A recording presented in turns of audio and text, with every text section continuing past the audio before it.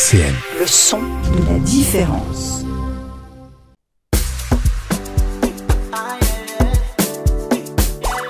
L'écho d'Afrique sur RCN.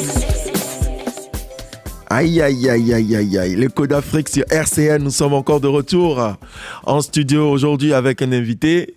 Nous sommes avec un illustre baobab. Il s'appelle Amadou Sidibé. Amadou, comment tu vas? Ça va très, très, très bien, Coco. Et toi? Ça va, ça va. Je vais te laisser te présenter pour nos auditeurs parce que je pense que tout le monde veut savoir c'est qui cet invité-là. Moi, je m'appelle Amadou Sidibé. Je suis titulaire d'un master de philosophie politique obtenu à l'université de Rennes. J'ai également un master en sciences politiques, parcours expertise du politique et action publique. Wow. Et c'est un honneur pour moi d'être parmi vous cet après-midi. Mais quel honneur de recevoir justement un grand philosophe. En ce moment où nous sommes tous en train de remettre les choses en question, je pense que c'est le moment idéal pour pouvoir discuter, débattre avec ce philosophe-là de taille que tu représentes, Amadou. Je sais que je taquine, Amadou, tu es un ami et on a traîné une paire d'années ici sur Nancy. Aujourd'hui, tu vaques un peu à tes horizons, mais dis-nous, on veut prendre un peu de tes nouvelles pour ceux qui te connaissent. Je fais un coucou à tous les amis qu'on a en commun. Dis-nous aujourd'hui comment ça se passe en général. Écoute, ça va très bien. On va dire pour nous qui nous intéressons à l'actualité politique, il y a des choses pour lesquelles on est un peu moins enthousiaste. Oui. Sinon, au-delà, ça va très bien.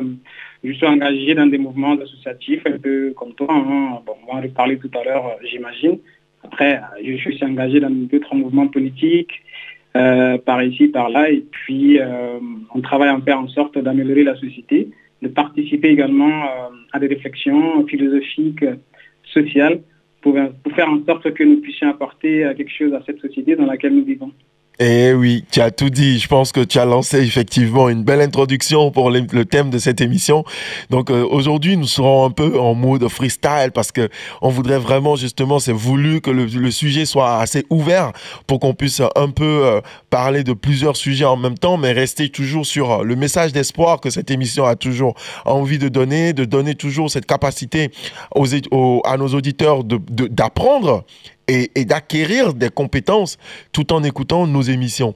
Donc aujourd'hui, on va tout de suite aller dedans, dans le vif du sujet. On veut parler de tout ce qui est engagement associatif, tout ce qui va être engagement dans un retour pour investir la compétence qu'un étudiant ou un Africain lambda est venu acquérir dans un pays, que ce soit en Europe, aux États-Unis, et de revenir construire son pays. Donc, je ne sais pas si aujourd'hui tu es d'accord avec moi, avec ton autorisation, pour qu'on puisse se lancer et mettre, on va dire, le pied dans l'étrier, comme on dit. Écoute, je suis complètement d'accord. On peut y aller. On peut y aller. Et donc, en ce moment, je vais tout de suite passer à la première question que j'aimerais te poser. Est-ce que toi, déjà, tu peux nous dire qu'est-ce que tu penses d'une manière générale? On va partir de la généralité et après, on va resserrer un peu les discussions sur les différents types d'associations spécifiques sur lesquelles tu milites, mais dis-nous généralement, qu'est-ce que tu penses de ce sujet-là, de dire qu'on vient faire des études dans un pays qui nous a accueillis, on a des opportunités très intéressantes. Est-ce que c'est la personne, par exemple, qui choisit de retourner dans son pays pour aller construire son pays, qui est forcément celui qui aime son pays le plus, ou bien le fait de rester finalement aussi dans un pays qui t'a accueilli, où tu as finalement fait tes études, tu as eu peut-être la chance de fonder un foyer et d'y rester et d'adopter cette patrie-là ou bien ce pays-là comme ta seconde patrie. Est-ce que c'est donc du coup, ça détermine la personne qui aime plus l'Afrique qu'un autre? Tu sais, ce débat est toujours un peu dans l'air où on pense que oui, si tu aimes vraiment l'Afrique, reviens en Afrique, construis l'Afrique, etc. Est-ce qu'il faut vraiment retourner en Afrique avant de dire qu'on aime l'Afrique et qu'on a envie de la construire? On ne peut pas la construire à distance, j'ai envie de dire, faire être ici, mais quand même de temps en temps, retourner peut-être poser des actions concrètes, mais ne pas y résider. Qu'est-ce que tu en penses? Écoute, je pense que c'est peut-être une question, mais dont la réponse est très complexe. Parce que effectivement, il y a une manière de voir les choses, de se dire que pour certains, il n'y a plus pas un certain nombre de personnes, un certain nombre de jeunes comme nous qui viennent en Occident, qui quittent l'Afrique en tout cas, qui vont suivre des études à l'étranger et qui ont pour ambition par la suite de retourner pour essayer d'apporter ce qu'ils ou elles peuvent pour participer au développement du continent ou de leur pays d'origine. Ça, parfois, ce sont des ambitions de certains ou de certaines. Et puis, tu en as aussi qui se disent, je préfère aller chercher d'autres opportunités à l'étranger parce que je pense que ça peut être très intéressant. Et je pense que ce sont deux approches, en fait, quelque part, qui sont tout à fait entendables de mon point de vue, dans le sens où, pour quelqu'un qui part de l'Afrique, qui se dit, OK, moi, aujourd'hui, j'ai envie de partir pour aller me former, parce que, quelque part, c'est que on a un certain nombre d'outils, de dispositifs en Occident, comme en France, ça, il faut le saluer également, qui font que tu peux recevoir une certaine éducation très rapidement, et donc acquérir un certain nombre de compétences que tu peux par la suite réinvestir lorsque tu retournes dans ton pays d'origine ou en Afrique, vu que c'est ce dont nous parlons. Oui, c'est l'écho d'Afrique, donc on parle effectivement aujourd'hui du continent africain, mais ça peut être pareil pour, je veux dire, on peut prendre l'exemple sur un autre continent, que ce soit les Américains latines ou bien les Australiens, enfin... Peu importe, l'essentiel c'est justement cette idée-là de retourner forcément au pays avant de définir qu'on aime son continent. Est-ce que c'est vraiment quelque chose qui est, j'ai envie de dire, vérité, c'est une vérité dans l'absolu? Non, mais c'est en fait pas forcément pour moi, pas forcément. On peut rester à l'étranger. Oui. Aussi essayer de travailler en fait à ce que les choses changent, parce que je pense qu'on va pas trouver quelqu'un aujourd'hui pour nous dire que chaque pays du monde peut se développer, peut vivre en se repliant sur soi-même. On est dans une relation de coopération internationale. Tout à fait. Et donc, dans un contexte où on ne peut pas se replier, je pense, en tout cas sur certaines questions. Donc, c'est de se dire, OK, moi, en fonction des expertises dont je dispose, qu'est-ce que je peux apporter à tel ou tel endroit de manière tout à fait efficace?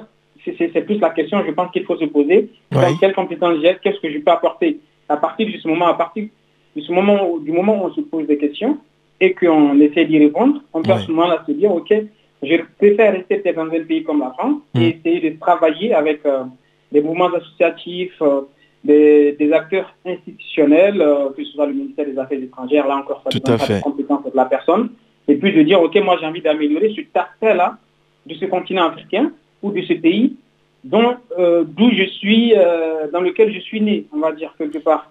Je tiens le bout là, je tiens le bout justement.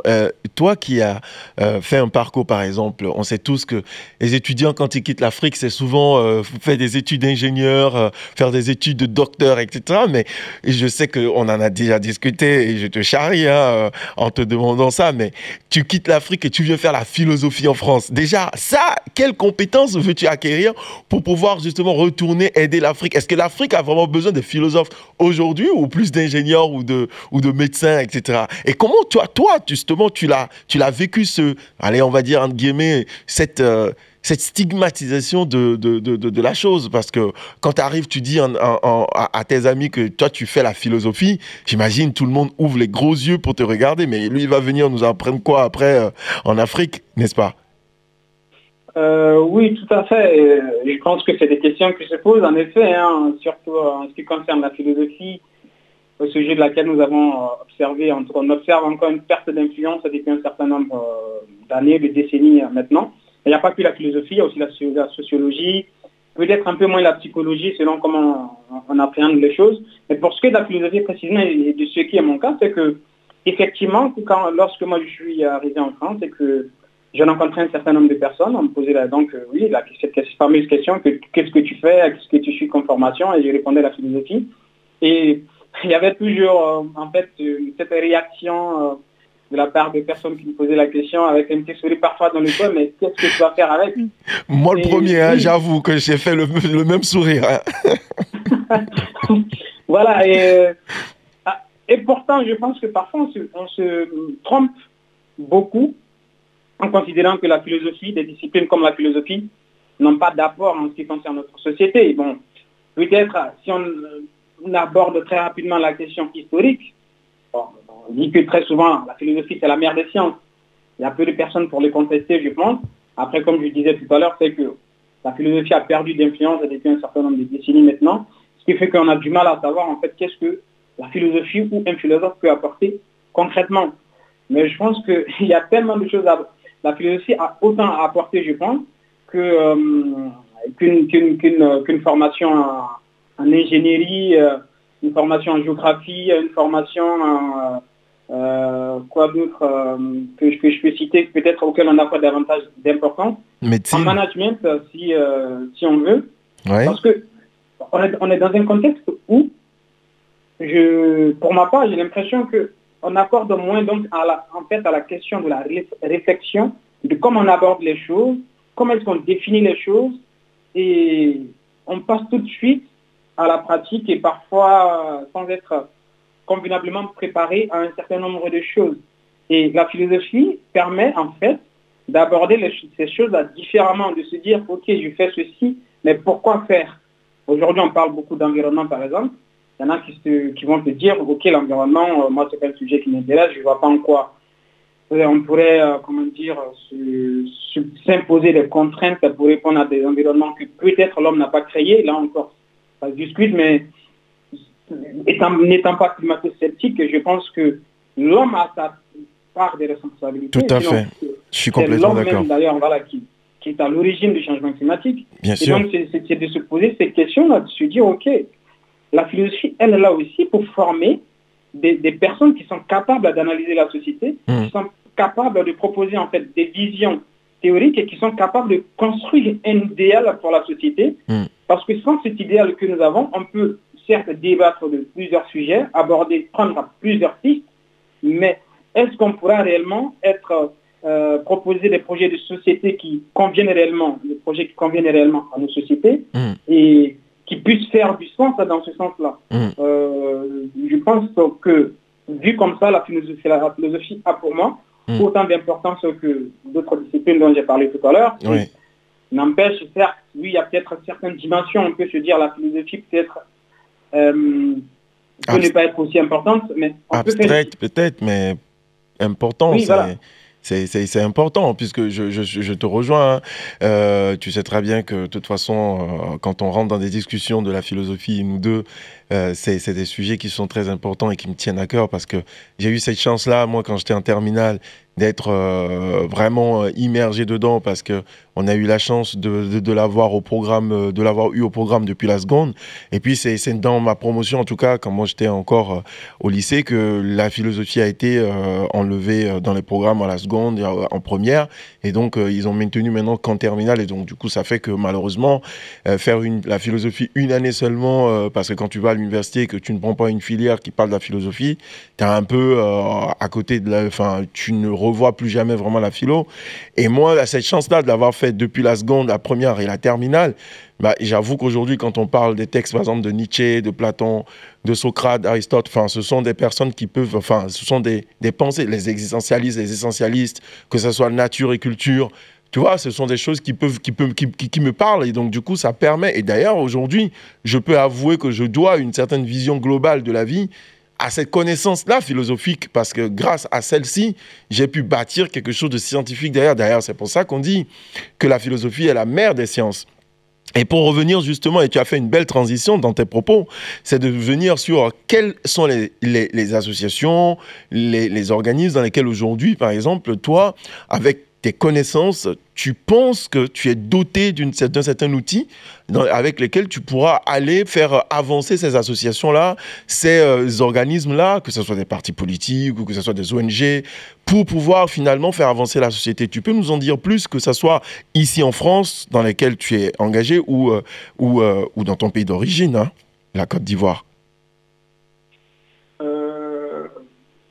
Alors, moi, je pense que c'est plusieurs choses. Je disais tout à l'heure, donc oui, il y a la philosophie, mais après la philosophie, moi, j'ai fait une autre formation, donc en sciences politiques, par laquelle aussi, je n'avais pas ambition d'acquérir des compétences supplémentaires d'analyse politique notamment, oui. En plus du cadre théorique que j'avais déjà acquis, pour essayer donc en fait de lier les deux pour les mettre exerce, pour voir comment est-ce que je pourrais les utiliser pour apporter sérieusement un plus à la société, on va dire. Et donc, par rapport à tout cela, c'est que... Attends, donc, que ça soit très clair pour nos auditeurs, tu allies la philosophie et ta deuxième formation, c'est quoi? C'est un master de sciences politiques. Et la science politique, bah, c'est bien ça. Tout à fait. Et pour finalement déboucher sur des réflexions environnementales. Tout à fait. Bah, Wow. En fait, l'avantage que ça donne, c'est que la philosophie, déjà en la faisant, tu peux aborder plusieurs choses. Il y a tout un tas de trucs qu'on peut faire parce qu'il y a ce cadre théorique, là, cette capacité de réflexion et d'analyse que tu acquiers et qui va te servir dans n'importe quel domaine dans lequel tu vas aller. On vient de le dire, hein, c'est la mère des sciences. C'est ça. Et lorsque tu en sciences politiques, bon alors là, parfois ça dépend un peu des spécialisations. En philosophie aussi, ça dépend de philosophie analytique ou voilà. Ça tu peux nous en dire un peu plus? C'est quoi les différentes spécialisations qu'il y a en sciences politiques, par exemple? En sciences politiques, moi j'ai fait un parcours expertise du politique et action publique. D'accord. C'est-à-dire que je maîtrise à la fois des questions d'analyse politique, donc tout ce qui est parti politique, mouvement politique, les mouvements sociaux également. Oui. Et en même temps, je suis également formé aux questions de tout ce qui concerne les politiques publiques, donc tout ce qui concerne les politiques de lutte contre le changement climatique, les politiques de l'emploi, les politiques également d'évaluation de certains dispositifs qui peuvent être mis en place, de se dire, OK, on a un dispositif d'accompagnement d'un projet environnemental. Oui. Et donc ce projet-là, on le lance, mais est-ce qu'il ne faut pas l'évaluer pour savoir à tel moment ou à un autre si ce projet-là, il a fonctionné ou pas? Donc on peut lancer une évaluation au début du projet lorsqu'on le lance, ou lorsqu'on est à mi-parcours, ou à la fin. Et l'objectif de tout ça, c'est de se dire, comme je disais, je me répète, pardon, mais c'est de se dire que, OK, par rapport à ce projet-là, voilà ce qu'on peut améliorer si on souhaite le relancer dans ce même cadre, ou dans un autre cadre, ou peut-être dans une autre ville, dans un autre pays. Et donc, voilà comment on peut le faire pour que ce soit le plus efficace possible. Et c'est pour ça, tout à l'heure, je parlais des compétences qu'on peut aussi apporter en tant que jeunes qui vivons à l'étranger, de dire que ce sont des choses aussi que nous pouvons apprendre. Je ne dis pas que ça n'existe pas dans certains pays, mais peut-être moi, avec mon profil particulièrement, d'avoir fait la philosophie, sciences politiques, d'avoir travaillé sur certaines questions environnementales, de se dire, OK, j'ai appris tout ça, et comment faire en sorte de pouvoir en fait le transporter, si je le souhaite. Bon, après moi, la question de est-ce que je n'étais pas forcément allé au bout, mais la question de savoir est-ce que il faut forcément retourner dans son pays d'origine pour apporter quelque chose, je ne pense pas. Ça dépend de comment on voit les choses, mais c'est de dire de quel sujet on parle. Est-ce que si on parle par exemple de la question environnementale, je pense que quel que soit où on vit, on peut agir sur la question environnementale. Tout et je à pense fait. qu'on doit agir sur la question environnementale. Eh ben, tu vois, je partage ton point de vue. Est-ce que tu peux juste marquer donc une pause avec moi pour que nous puissions nous souffler un peu, soulager un tout petit peu, prendre un verre d'eau et revenir un peu plus frais pour pouvoir aborder justement dans la deuxième partie les différentes concrètement les actions que nous sommes en train de mener, que ce soit toi de ton côté, parce que je sais un peu comment tu as cette rage de pouvoir aller au bout de tes actions, et puis moi bien sûr aussi avec tout ce que je mène de part et d'autre pour pouvoir apporter ma petite pierre à l'édifice. On pourra marquer après, on pourra rentrer dans le vif du sujet avec des actions concrètes que nous avions mis en place, les impacts peut-être que nous avons déjà vus sur les actions qui sont en cours, et voir comment on peut les corriger et les améliorer. Avec bien sûr ta permission, on marque notre première petite pause. RCN, l'écho d'Afrique. Aïe, aïe, aïe, aïe, aïe. Nous sommes de retour encore sur l'écho d'Afrique, l'émission sur RCN qui donne espoir encore à la jeunesse africaine, donne espoir à toute la diaspora et essaye d'aller chercher tous ceux qui s'intéressent de près ou de loin à l'Afrique pour qu'ils puissent encore aussi, chacun à son niveau, apporter sa petite pierre d'édifice à la construction de ce bel avenir que nous avons tous envie de construire et de mettre en place pour que nos générations, les générations à venir se sentent encore plus à l'aise plus proche du continent, le continent de l'avenir, comme il l'appelle. Hein. Et aujourd'hui, je suis en compagnie d'un frangin, d'un illustre philosophe en devenir, on va dire. Il est à l'écoute avec nous. Tu es avec moi, Amadou? Bien sûr, je suis là. Ça fait plaisir, ça fait plaisir. Donc, cette première partie que tu nous as accordée nous a permis de rentrer un peu, de poser déjà le contexte et rentrer tout doucement dans le sujet où chacun de nous essaye de faire ce qu'il peut avec l'environnement qui l'entoure, les contraintes qu'on a, que ce soit administrative, que ce soit physique, intellectuelle, pour qu'on puisse essayer d'aller de l'avant. Parce qu'on est venu se chercher, on est venu construire quelque chose ici, et on se dit, bah, pourquoi baisser les bras dès le premier obstacle? Et donc, on continue la lutte, et je sais que tu es quelqu'un de très combattant. Voilà pourquoi aujourd'hui, je veux qu'on mette la lumière sur tout ce que tu fais de ton côté, les petites actions, les réunions. Je sais comment des fois, ça va durer jusqu'à minuit, des réunions de groupe, des réunions WhatsApp. Pourquoi? Parce que nous sommes une jeunesse consciente qui veut justement essayer d'appartenir à la construction de quelque chose de grandiose de demain. Et donc, je vais te laisser l'opportunité dans cette deuxième période de nous parler vraiment de toutes les actions concrètes. S'il le faut, donner justement de la visibilité à certaines associations pour que eux aussi ils puissent, à travers cette émission, avoir un peu plus de visibilité et que certaines personnes, par curiosité, se disent, quand ils nous écoutent, « Ah, bah tiens, je ne connaissais pas cette association, je vais voir. » Qu'est-ce que c'est que cette association et qu'est-ce qu'ils font concrètement? Donc, vas-y, dis-nous un peu si tu as peut-être une petite connaissance des choses à partager avec nous. Je te remercie de me donner cette opportunité donc, d'évoquer les sujets plus pratiques sur lesquels je vais intervenir, et parce qu'effectivement, ça peut, donner en fait aussi certaines motivations, parce qu'il faut qu'on parle de la théorie, mais pratiquement, qu'est-ce qu'on a fait, quoi. Donc, moi, de mon côté, c'est plusieurs choses à la fois. Vas-y, je pense que tu as tout le temps là pour nous dire tout ce que tu fais. Prends-les un à un et je vais essayer d'expliquer au fur et à mesure, si tu vas trop vite, aux auditeurs. D'accord, bon.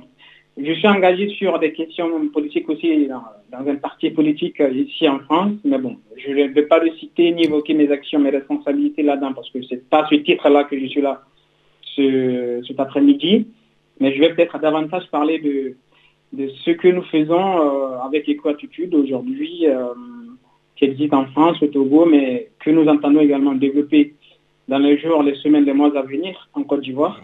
Comment tu l'as appelée, l'association? Eco-Attitude. Ah, d'accord, parce que ce n'est pas tout le monde qui connaît cette association, et donc il faut vraiment bien marteler les choses. Donc tu parles de Eco-Attitude en France ou bien Eco-Attitude à l'extérieur, parce que je crois à mes recherches qu'il y en a plusieurs dans plusieurs villes déjà en France et plusieurs dans le monde. En effet, Eco-Attitude, ça existe en France, en tout cas pour ce qui est de cette association-là. C'est une association qui a été créée en 2019-2020, si je ne me trompe pas. Tout à fait. C'est ça, hein? Oui, c'est exactement ça. Voilà. Et qui existe aujourd'hui en France, qui se développe petit à petit, en effet, comme tu disais, qui existe dans pas mal de villes, mais qui existe aussi au Togo. Et là, l'objectif, c'est de pouvoir l'implémenter en Côte d'Ivoire et pouvoir travailler sur des questions environnementales, écologiques aussi, dans ce pays-là. Et moi, j'interviens en tant que, en ce moment, on travaille sur le lancement de cette association-là en Côte d'Ivoire avec d'autres personnes également. Et c'était pour moi, en fait, un sujet, on va dire, un enjeu essentiel dans le sens où, on en parlait tout à l'heure, comme exporter nos compétences que nous avons dans un certain nombre de domaines. Tout à fait. Et aujourd'hui, en fait, on est dans un contexte où moi, je suis humaniste.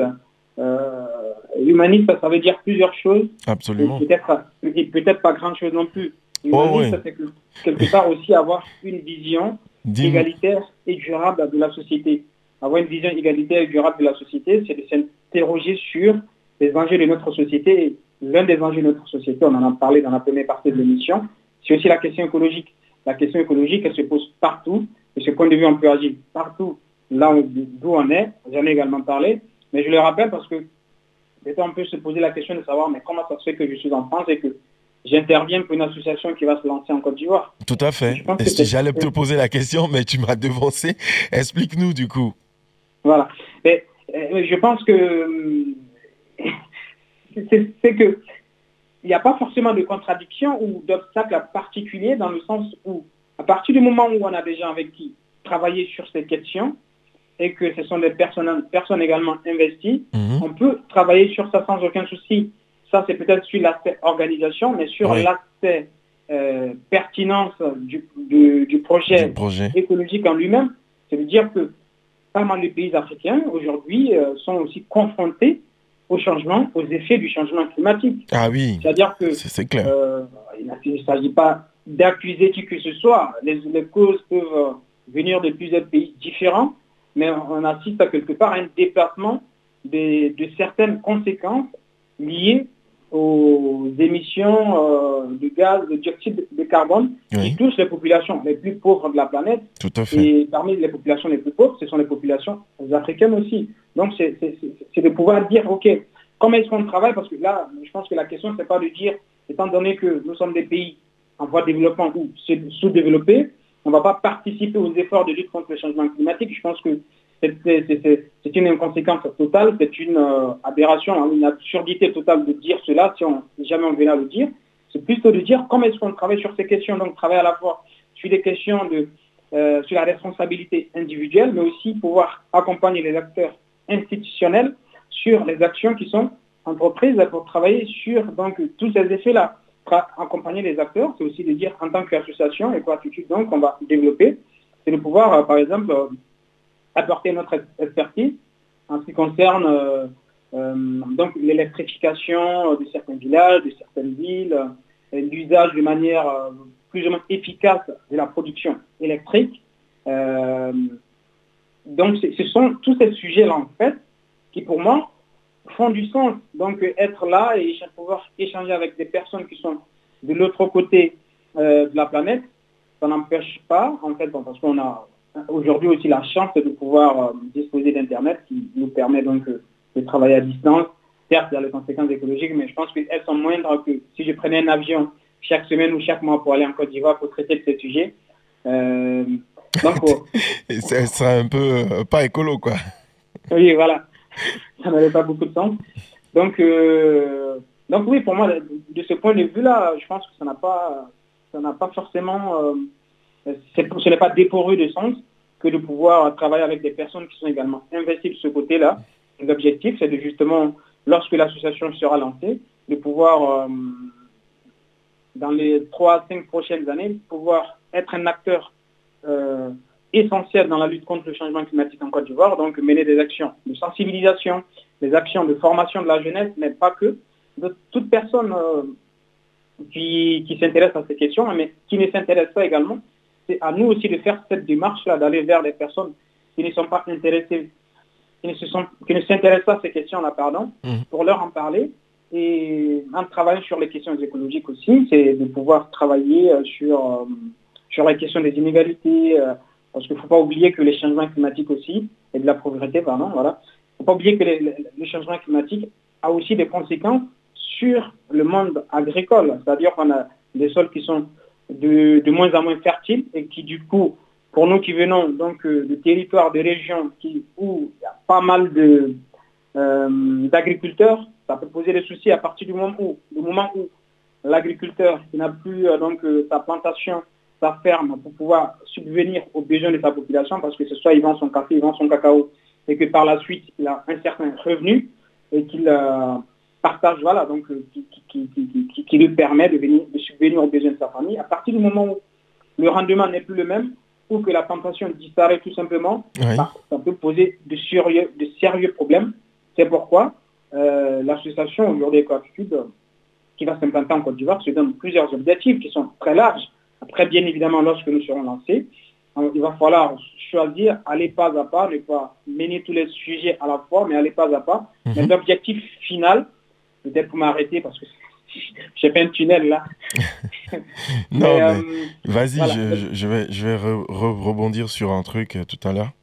Voilà, c'est ça. Donc l'objectif final, c'est de pouvoir agir sur plusieurs aspects, plusieurs secteurs pour pouvoir être le plus efficace possible, à la fois sur la question environnementale, mais aussi partager une vision égalitaire et durable de la société ivoirienne, mais aussi de la société tout court et de l'humanité.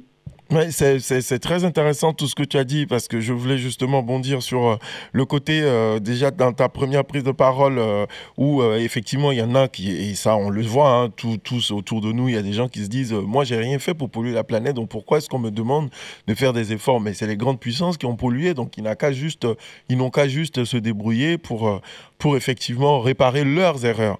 Bon, sauf qu'aujourd'hui, si on est tellement content d'avoir Internet et qu'on prend notre téléphone et qu'on dit on est sur WhatsApp et tout ça, c'est en quelque sorte aussi grâce, on va dire, à ces évolutions technologiques qu'aujourd'hui, nous tous, nous sommes en train de bénéficier de ces résultats. Donc après, je peux parler de la médecine, je peux parler de l'agriculture.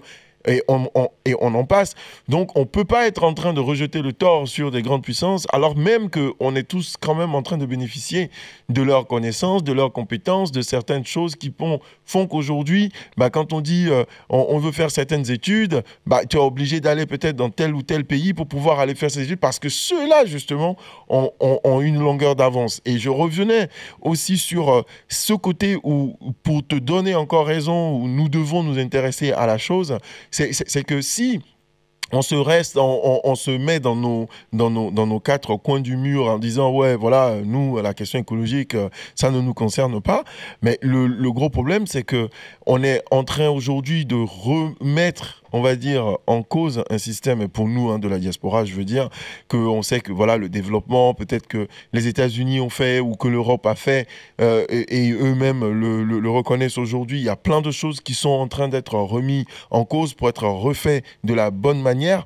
Bah, quelqu'un me donnait un exemple la dernière fois, c'est un peu comme si tu es en train de rouler et tu arrives à un carrefour et tu as deux voies devant toi. Bon, du coup, si tu prends la voie de gauche, tu ne sais pas ce qu'il y a à droite. Et si tu prends la voie de droite, tu ne sais pas ce qu'il y a à gauche. L'Afrique a cette chance de ne pas avoir encore pris ni la gauche ni la droite et a vu justement des continents prendre la gauche et voir ce qui s'est passé, d'autres continents prendre la droite, voir. Et ben, du coup, aujourd'hui, nous aussi, nous avons la possibilité de faire le choix de se dire, bon, nous n'irons ni à gauche ni à droite, mais nous allons nous-mêmes créer notre propre voie de développement pour pouvoir développer l'Afrique, certes, mais pas en faisant du copier-coller du développement justement à l'industrialisation ou au capitalisme qui a été fait peut-être dans les continents développés aujourd'hui. Et donc, c'est une chance pour nous de se dire que nous sommes au carrefour là du développement de l'Afrique et que ce développement-là devrait se faire en tenant compte des difficultés que les autres continents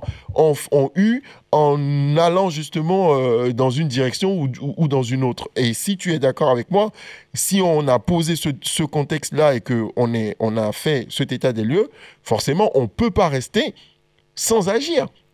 Et agir, c'est quoi? C'est, comme tu dis, intégrer une association ou créer une association, militer auprès d'un organisme, que ce soit un ONG ou un parti politique, et j'en passe, pour qu'on puisse apporter notre petite pierre à l'édifice. Et c'est ce que tu as si bien dit dans ta prise de parole par rapport à ce qui va se passer sur la Côte d'Ivoire, où on espère qu'avec les expériences, par exemple, que EcoAttitude a faites en menant certaines activités au Togo, on puisse les améliorer et aller encore plus loin dans la conscientisation, la sensibilisation de cette jeunesse africaine qui devrait prendre ce sujet justement écologique à bras le corps, de se dire que plus que jamais, nous sommes responsables de notre avenir.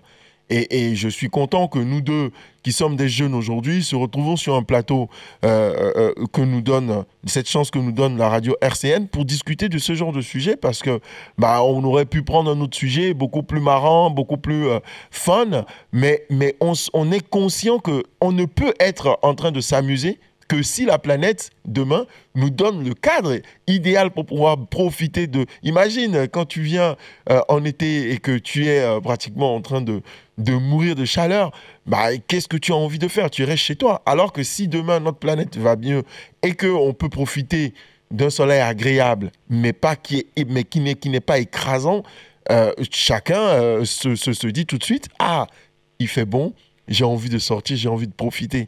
Et je pense que nous deux, nous sommes sur cette même longueur d'onde, n'est-ce pas? Oui, non, mais complètement d'accord. Hein. J'aurais pu ajouter plusieurs choses, mais bon, c'est comme ça, c'est-à-dire que la question environnementale, c'est une question qui est tellement aussi large, aussi vaste, qu'on ne peut pas aborder tous les points en même temps, mais je pense que sur le fond, nous sommes d'accord. Après, oui, si on voulait aborder la manière d'y parvenir, bon, on en a abordé un petit peu, c'est d'intégrer des associations, des partis politiques. Après, il y a une manière de faire autrement. Hein. On parlait tout à l'heure aussi le fait d'apprendre déjà par la philosophie, par d'autres disciplines, de ce que c'est que l'écologie, ce que c'est que l'environnement et quel est l'impact de l'homme sur l'environnement, qu'est-ce qui risque de nous arriver si on ne fait rien. Ça aussi, voilà, on peut l'apprendre, mais déjà en lisant des choses, en écoutant aussi ce type d'émission, c'est de pouvoir se dire, il y a un enjeu crucial qui est là, qui existe, et il faut que dans mon quotidien, déjà, je puisse agir d'une certaine manière, et agir dans son quotidien, c'est à la fois dans ce qu'on achète, dans ce qu'on mange, dans ce qu'on jette. Tout à fait. Et en plus de cela aussi, c'est la capacité aussi de pouvoir influencer les autres, donc dans la société. Donc c'est par l'association, c'est par le parti politique. Donc oui, moi je suis aussi d'accord avec toi, il y a plusieurs choses à dire. Justement, on va aborder la dernière phase après la petite pause qu'on va marquer. Et comme ça, là, on pourra revenir, donner des messages d'espoir, donner des conseils et voir comment est-ce qu'on peut conclure en beauté cette émission, si tu me le permets. RCN, l'écho d'Afrique. Aïe, aïe, aïe, aïe, aïe, aïe. Et vraiment, nous sommes de retour pour aborder cette dernière étape de notre émission L'écho d'Afrique, en compagnie de notre invité Amadou Sidibé, master en philosophie, avec un parcours en sciences politiques et la dernière touche d'environnementaliste qu'il a en poche nous permet de pouvoir aborder ce sujet-là avec beaucoup de tact, de stratégie et surtout essayer de véhiculer des connaissances et de l'espoir, comme nous l'avons toujours souhaité dans cette émission. N'est-ce pas, Amadou? Parfaitement. Et je te remercie encore pour l'honneur que tu m'accordes de pouvoir évoquer tous ces sujets, tous ces enjeux de société avec toi cet après-midi. C'est pour moi plutôt un privilège de t'accueillir sur cette émission et j'espère qu'il y aura une deuxième partie où tu reviendras justement nous parler un peu plus philosophie ou un peu plus sciences politiques si tu veux. Et crois-moi, il n'y a aucun sujet qui est tabou tant qu'on n'est pas en train de nuire à autrui. On peut parler de politique si tu as envie de nous donner quelques conseils là-dessus. Et c'est pour ça aussi que d'ailleurs le message d'espoir que je te demanderai, si tu en as bien sûr, à adresser à nos auditeurs, devrait aussi s'inscrire dans les réalités que nos frères sont en train d'aborder aujourd'hui. Parce que si on doit leur demander de s'investir dans l'écologie, dans des associations, etc., et que finalement un étudiant qui arrive, qui a des problèmes, on sait tous, de titre de séjour, de renouvellement de ses papiers, etc., est-ce que aujourd'hui, par exemple, l'étudiant là est psychologiquement prédisposé pour pouvoir vraiment s'investir dans une association, ou bien au contraire, c'est justement cette situation qui doit même plutôt l'encourager à s'investir dans l'association. Ça dépend vraiment de chacun, parce que moi, je sais que j'ai pu traverser cette situation et rebondir, mais est-ce que c'est facile de le faire et c'est nous tous qui avions les ressources nécessaires pour pouvoir traverser une situation telle qu'on connaît, avec des renouvellements très difficiles, et puis dire qu'on s'investit dans une association quand on ne peut pas remplir le frigo, tu vois? Non, mais oui, est-ce que c'est facile? Certainement pas, absolument pas d'ailleurs. En tout cas, pas pour tout le monde, ça c'est certain. Mais est-ce qu'on peut agir? Bien sûr qu'on peut agir. Oui, certes, parfois quand on arrive, effectivement, on a ce stress, surtout pour les primo-arrivants. Il y a ce stress-là de se dire déjà comment s'adapter. S'adapter, c'est plusieurs choses. On arrive dans un pays parfois qu'on ne connaît pas, on n'a pas de parents, on n'a pas de famille. Donc, est-ce qu'on est tenté de demander à une personne qui est dans cette situation-là de s'engager dans des projets associatifs, dans des projets politiques, dans des collectifs? C'est hyper difficile, mais en même temps, j'ai envie de dire, de toute manière, si on ne s'engage pas dans des associations ou dans des partis politiques, on peut le faire autrement, parce que de toute manière, on vit, et vivre, c'est dormir, c'est manger, c'est boire, c'est jeter les déchets. Je le disais tout à l'heure en train de seconde partie de cette émission, c'est que si on n'a tout de suite pas cette possibilité-là de s'engager lorsqu'on arrive, Oui. on peut déjà commencer à s'y cultiver progressivement, donc commencer à lire des sujets là-dessus, que ce soit sur la question environnementale ou la Tout question... à fait. oui, voilà. Donc pouvoir lire des choses dessus, s'intéresser à ces questions, déjà même participer à des réunions par ici, par là, et puis écouter des émissions de radio comme celles que nous sommes en train de faire. Et par la suite, on pourra franchir le pas. Mais avant de franchir ce pas-là, dans ce qu'on mange, ce qu'on jette, c'est de se dire, OK, qu'est-ce que je fais de tout ça? Est-ce que je mets du plastique et du carton dans la même poubelle alors qu'il y a du tri qui est possible? Je pense que ça n'aurait pas de sens d'agir comme ça. Donc c'est aussi de se poser des questions, de se remettre en question sur notre manière même de nous comporter dans la société vis-à-vis de l'environnement et d'autres sujets, et de se dire, OK, pour ces sujets-là, sur ce que j'achète, je fais déjà attention à ce que je mange, parce que peut-être, étant donné que j'ai une vision beaucoup plus égalitaire et durable de la société, je vais acheter des produits qui sont locaux, des produits qui permettent à l'agriculteur à l'origine de bénéficier réellement du prix d'achat de ce produit que j'achète pour consommer. Ensuite, lorsque je finis ce bocal, ce papier, où est-ce que je le jette? Se poser des questions, parce que bien évidemment, on jette n'importe comment, ça finit dans les océans. Dans tous les océans par la suite, on a tous les problèmes avec les animaux marins. Donc ça, c'est un autre problème aussi. Et donc, oui, j'ai envie de dire, certes, c'est difficile, mais tout est possible. Et on en parlait aussi tout à l'heure. C'est-à-dire qu'on ne peut plus se permettre, en fait, d'attendre. C'est-à-dire qu'on a tellement attendu que là, c'est déjà trop tard. Bon, les scientifiques le disent, que ce soit le rapport du GIEC ou d'autres scientifiques de manière individuelle qui publient un certain nombre de sujets. Ouais. C'est que c'est tellement... on est tellement en retard sur la question que si on n'agit pas très très vite, sur la question environnementale, écologique en tout cas, ce sont des choses qui risquent de nous rattraper. Et on aura peut-être à se mordre les doigts un jour en se disant, OK, quelle société nous laissons à la génération future? C'est ça, tout à fait. Après, il y a des questions qui se posent philosophiquement, de savoir est-ce qu'il y aura forcément de générations futures, et est-ce que nous avons une part de responsabilité là-dedans, surtout que notre génération, pour certaines en tout cas, on n'est pas responsable de ce qui se passe actuellement. Oui. Parce que ce sont les émissions en fait de dioxyde de carbone qui ont été produites dans le 19e siècle, et peut-être avant aussi, et après au 20e aussi, ce sont ces effets-là que nous sommes en train de percevoir aujourd'hui. Et nos émissions, on les verra que plus tard. Donc oui, philosophiquement, il y a des questions à se poser, mais au-delà des questions philosophiques, une fois qu'on a fini de se les poser, il faut aussi se poser des questions beaucoup plus pratiques, beaucoup plus pragmatiques, de savoir dans quelle société on a envie de vivre, quelle société on a envie pour le futur, et quelle société on a envie de laisser à la génération future. Donc, lorsqu'on se pose toutes ces questions, j'ai envie de dire que il y a davantage intérêt à agir dès maintenant. Dès maintenant, il est un peu trop tard, je le dis encore une fois, il est déjà trop tard, un peu trop tard d'y agir, mais c'est qu'on n'a plus réellement le temps d'attendre encore. C'est pour ça qu'on doit agir sur tous les aspects, individuels, politiques, associatifs. Je ne sais pas si tu veux que peut-être que tu as une question qui me permettra peut-être de revenir aussi sur ces questions associatives et autres un peu plus largement, mais déjà on peut agir sur le plan individuel et je pense que c'est indispensable. Oui, effectivement, nous avons entendu ton message d'espoir et forcément, tu reviendras dans une deuxième émission parce que là, on a malheureusement écoulé tout notre temps pour cette émission et cette émission, je voulais la conclure par un message d'espoir et je pense que tu l'as fait déjà tellement brillamment avec tout ce que tu as résumé. C'est trop tard, mais il faut quand même qu'on agisse. Ce n'est pas peut-être nous qui avions fourni ou bien émis ces émissions, mais il faut qu'on puisse effectivement pallier à ça. Je ne peux que te remercier de m'avoir accordé ce temps, de m'avoir permis de pouvoir passer ce message d'espoir-là pour tous nos auditeurs. Je dis bien que notre invité, c'était Amadou Sidibé, philosophe, environnementaliste et surtout politologue. C'est ça? C'est bien ça? Politiste plutôt, mais bon, politologue, ça passe aussi. Ça m'a fait plaisir de t'avoir au cours de cette émission.